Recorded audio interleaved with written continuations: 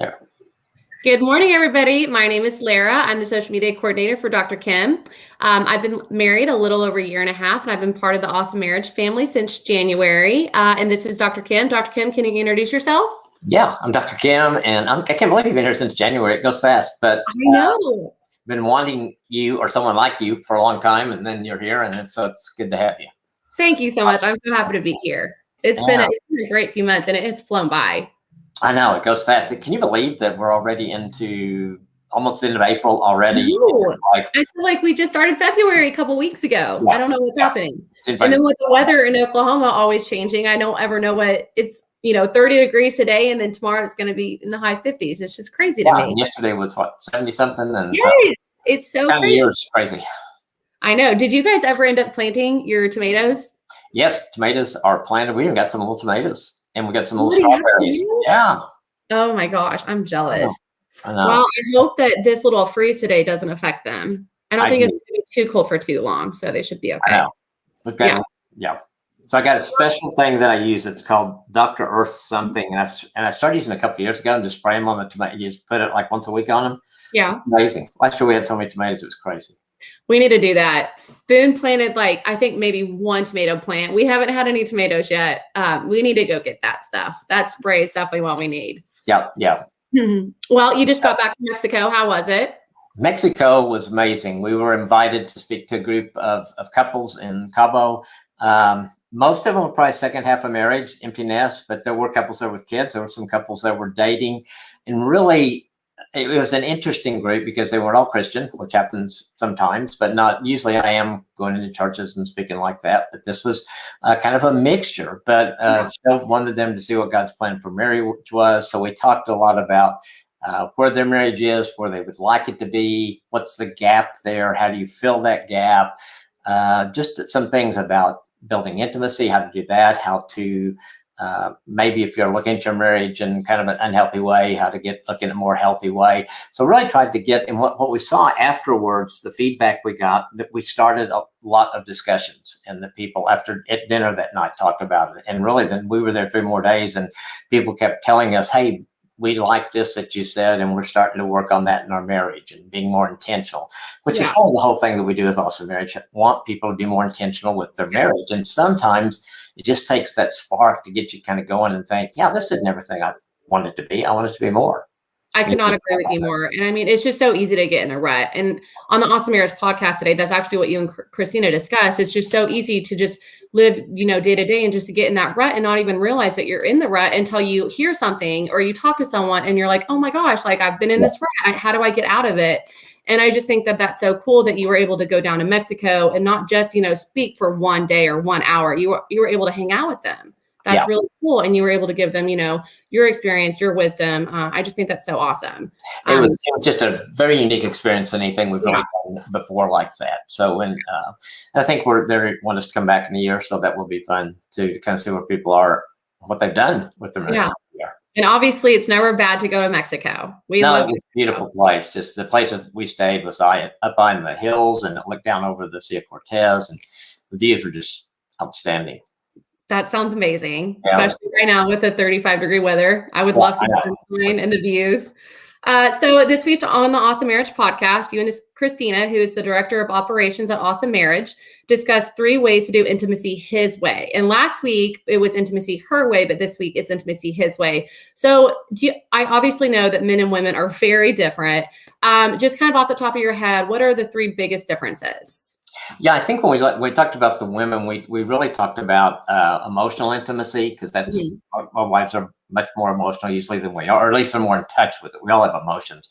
We talked about physical, but not sex, but just the other physical things of holding and how important that is, that kind of intimacy in addition to the physical sexual relationship. Then we talked about the spiritual intimacy, how important that is, and when we're able to join together in spiritual intimacy. And then the guys is just the way he feels intimate is, you being his best friend as a wife. I think guys want their wife to be their best friend. We want you to be active and do things with us.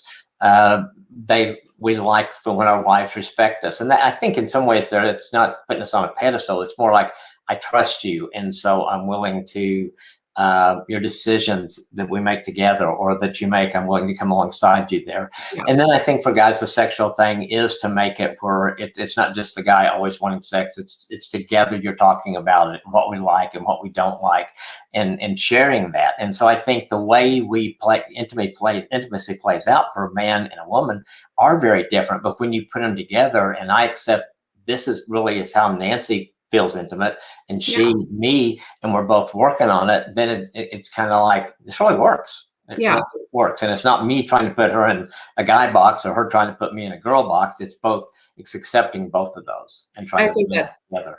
Yeah, that's such a great point. And I mean, listening to it this morning, there's a lot of things on there that I was like, oh my gosh, I definitely find myself doing this to my husband sometimes, and I need to stop doing this.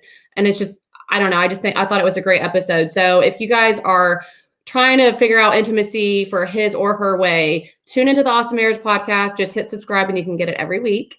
And then this week on Dispatch, you discuss spiritual intimacy, the essence of intimacy. How do you define spiritual intimacy? Well, in this connect, we obviously we're talking about couples. So I think everyone has their own personal relationship with God. But this goes back to what we talk a lot about in Genesis with Adam and Eve and God. In the very beginning, that God was right in the middle of their life. And I think that's where God wants to be. He wants to be, you pray together, to read a YouVersion plan together, to worship together. But so there's a spiritual dynamic, I think, that happens between the three of you. Ecclesiastes talks about the cord of three strands of a husband, and we apply that to the husband, the wife, and God knit together. So you have your individual relationships, but when you come together, it strengthens your marriage, and I think it strengthens your faith when you're both doing that together. Oh, absolutely. I love that. And the Dispatch comes out on Thursday every week. Yes. And so this week, this kind of winds up the series on intimacy, and next week we're going to start a new series on the brain and thoughts. I'm excited about that. Yeah. I'm very excited about that. And then on the vlog this week, it's renewing our minds. Can you tell us a little bit about that? Yeah, this has been a 3-part blog series that was about truths we doubt and lies we believe. And so many things in life, I think that we doubt some truths, and then we believe lies to be true that aren't true. And so we talk about in this blog where they come from, and do they result in negative thinking? How does that affect the way we see ourselves? And ultimately, how do we get to where we see ourselves like God sees us? Because that's who we really are, as opposed to what's been programmed in us or we've believed or those kind of things in the past. So I really love this series, and I think it's really getting some good feedback on it.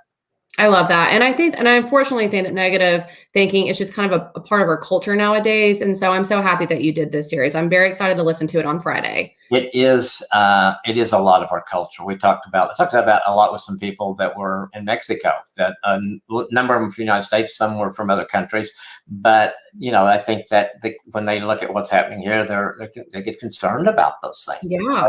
The anger and the way we treat each other, and how do we get there, and how do we go back to being who God created us to be? And it's probably one person at a time. It's probably you and me being nice to somebody today. Oh, absolutely. I totally agree with that. Yeah. So these are a couple of just random questions. Okay. Okay. So what quality do you most admire about your in-laws? Well, Nancy's parents, probably I would say their love. Actually, we did we'd have what we call marriage changers that also marriage those people who support us regularly. And so we did a video for them yesterday. I think that comes out in May, and it was kind of like how you deal with in-laws. And so it's kind of fresh for me, but I think what we saw with her parents, I got upset with them because I thought they wanted to be more involved than we wanted them to be in our marriage. Now, the fact that they were in Houston, we're in Oklahoma City helped, but we still had to set some boundaries. And I think for me, I had to realize that their intentions were pure. They really did want what was best for us. And so I had to reframe them from they're trying to interfere. They really do care, and it's okay to set some boundaries. And so I think what I admired in them, that they accepted that, they continued to love us and care for us. And so, I think anytime we have in-laws, there's usually going to be a few things to work through, just because, again, your dynamics are different. I didn't grow up with Nancy's parents, and she didn't grow up with my parents. And so when you're all together, now you're supposed to be family, you got to work some things out. Yes. And I love that your answer was love. Just being married for a little over a year, I have had different batches, just kind of different relationships with my in-laws. Right when we very first got married, it was just a little bit awkward because you're like, okay, I've seen you as, you know, a girlfriend, a fiance, and now you're, you know, my son's wife. How do I, you know, do we treat each other differently? Do we have different conversations? And I just think after just being married over a year and a half, our relationship has gotten so much better. We've always had a great relationship, but it's just it's easier in a way, if that makes sense. I think so. I think so. Yeah. Maybe kind of people will just become more normal and just, Yeah. you know, Yeah. okay, we got to do life together. Let's just. Why don't we just love each other and get along? Yeah, exactly. Yeah. Exactly. Sometimes that's easier said than done. I know that for some people watching today, it is. And I think for people that you do have difficult in-laws, to maybe counseling, but maybe even realizing together, you got to stand together. And if you need to set some boundaries, it's okay. Yes, absolutely. It's not being mean. Our second question is, okay, so this is about divorce. I had divorced parents growing up, and so did my husband. And I know that you and Nancy both had great parents who loved each other, and they're still married today. Just kind of talk a little bit about divorce because we don't have a lot of time, and I have one more question I really want to ask you. Just kind of what's the best advice you can give to somebody that did have divorced parents, just going through your relationship and making sure that you don't make the same mistakes that your parents made? Well, I think it's always important to kind of look at our family of origin. And so if you had divorced parents, you know, what message did that send to you? If you definitely had, maybe you didn't see both parents equally, you maybe saw one more than the other, maybe you didn't see one at all. And so how did that affect you and what message did that send? Because if there's divorced parents, you're not getting probably the best, you're not getting a good model of marriage. Now, I have had divorced parents that remarried, and those two sets did a really good job, but that's still not your original parents. And the plan is not to marry, so you can divorce, you can find somebody else, you know, so you want to throw all those kind of things out. And so mainly it's, okay, what was, and then also was there some good things there that you want to bring forward? But I think with anything else, it's like we talk about the day you get married, you're on this highway and it's an awesome marriage highway. And your goal is to stay on that highway for 100 years, however long you guys are married together, and you don't take exits, and you deal with things as they come up, because a marriage never stands still. I think every day it moves forward or backward. And if you do something intentional every day for your marriage, you're going to keep moving forward. And I think that's the main thing that I see couples struggle with today. There's so many distractions in life, in our world, in our families, and we don't take the time to and that's where I think our one thing email has been so successful, Lara, is that it gives them one thing each day they can do for their marriage. And just making people think about, okay, what can I do to help my marriage today? And it doesn't have to be a huge thing every day. It can be something very simple. But it's being intentional and thinking, I want my marriage to move forward today. What can I do to help that happen? If you do that every day, a lot of the things are going to fall into place. I love that so much. The forward or the backwards. You're either going to go forward or backwards. That's so awesome. It's so true. And then, okay, so our last question for today. Okay. Do you have a prayer chair or somewhere that you always pray?